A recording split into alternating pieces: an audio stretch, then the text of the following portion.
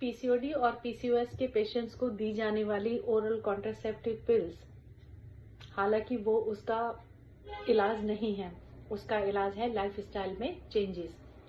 लेकिन फिर भी क्योंकि मेडिकली एलोपैथी में वही ट्रीटमेंट अवेलेबल है, तो सभी पेशेंट्स को वही दिए जाते हैं।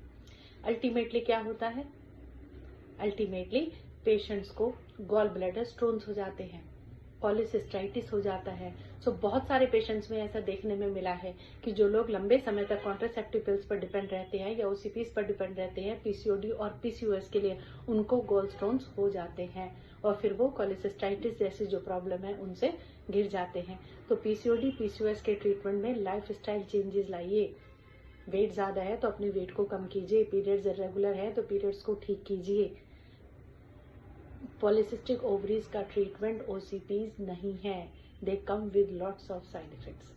Happy to help you.